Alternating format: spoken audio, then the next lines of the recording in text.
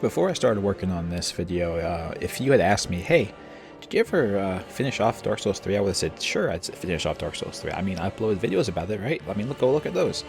And then I would have went to go look them up and looked at my videos on my channel, and I would have realized, oh, wait, I never did this.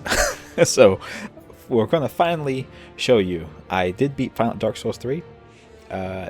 Just had to change a couple of things. So if you weren't around back when I originally did my Dark Souls 3 playthrough or started doing it, I had a little bit of difficulty with it.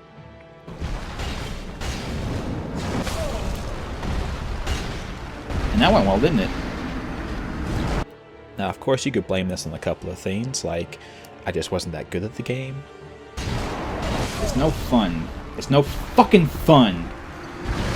Or, of course, the fact that it is harder to play a game when you're trying to do live commentary at the same time.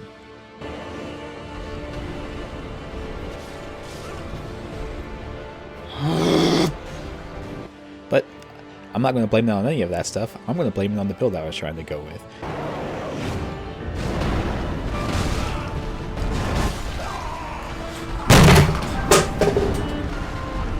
And what I was trying to do is go with a faith build. But unfortunately for the game, the faith build really sucks. First of all, the first weapon that you get that's got good faith-based scaling on it is a bident, which is really just a weapon that's too lame to have that third prong on it to call itself a trident. And the damage spells that you get access to early on are a fucking joke. It turns out I had just put my faith in the wrong place. There was another path, the path of the flame.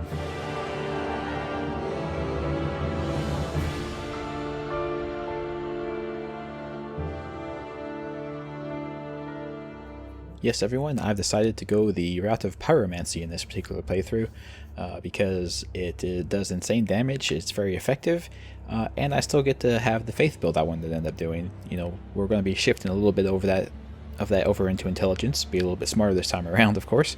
However, the Pyromancy stuff is just way better. It's a way better build for me. It works way better for me, and because of that, to show our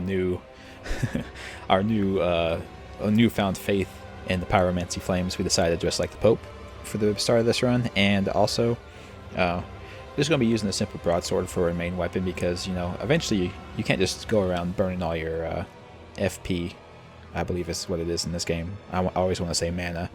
You don't want to burn all of that on simple enemies. If you can just kill them with a sword, then fine. So the broadsword is just a super awesome, amazing weapon that is the best in its class, actually, for the start of the game. Now this footage is going to pick up basically where I left off in my original playthrough. It's actually going to be after killing High Lord Wolnir, or Wolnir, I don't know how you say his damn name. Anyway, that's really not important. What is important is, it's fine to skip his fight because his fight's just a simple gimmick. He's a pushover, and he's just really easy fight. It might be a little bit disrespectful to throw shade at him like this right off the bat. However, given his arena, I figured it was appropriate.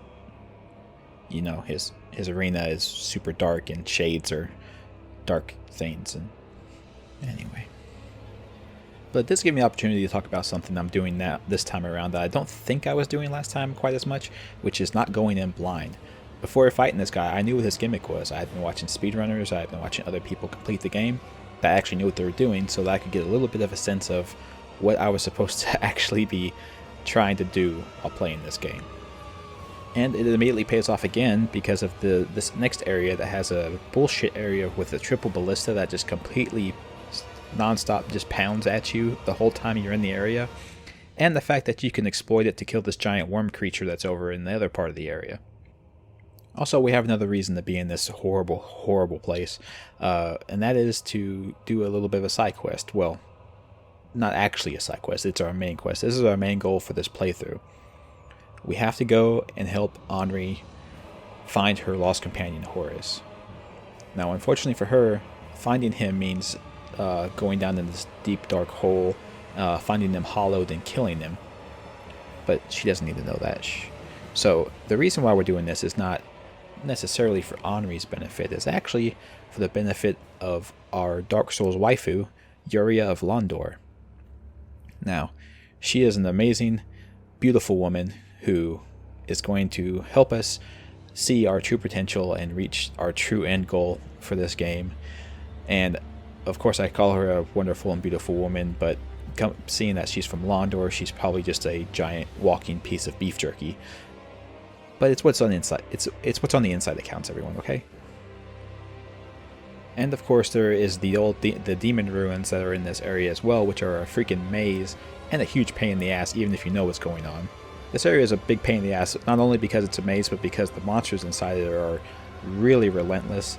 They cast all these spells, they attack for tons of damage, and on top of them, there are all these giant pits of lava that, unless you have insanely high fire resist, will almost kill you instantly. And of course, I didn't make life easier for myself when I tried to interrupt the two monsters that were fighting each other instead of, just letting them kill one another. And of course, this area is completely optional. However, you do get a little bit of a tie-in with the original Dark Souls game when you go down into the depths of the ruins and find the corpse of the White Lady. So apparently, this area is what became of Izalith, and she ended up succumbing to her illness after Quelaag died. And I have just made myself sad. In any case, before even finding everything that's down here, I decided to ditch the hellhole and go back to try to make my way through Irithyll instead. This place is an entirely new hellscape that's full of invisible attackers and these creepy insect ladies. So, while it's not really easier, sometimes you just need a change in scenery. And yeah, I'm super happy with the scenery I'm seeing right now. Just gorgeous. But this all has a purpose because our actual goal is to go down into the Irithyll dungeons and save Carla, so that we can start learning some of the dark pyromancies that are in this game, because the boss that was in the Demon Ruins area and the area with the triple ballistas that I decided to skip was actually the old Demon King, and it turns out that trying to use fire-based attacks on creatures made entirely out of fire is not the best decision. So these dark pyromancies will really help us in the future to clear out that particular bit of content. But while we're down here, I decided to go ahead and go through and do another easy boss fight. I'm trying to give myself the softballs right off the bat.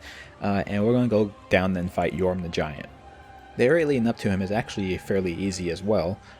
The only real thing that you have to watch out for that will only catch you probably once is this nice area where they have a room with the double mimic in it. Actually, there's two chests right beside each other that are both mimics, and they also put them on piles of treasure so that you can't properly see the chain.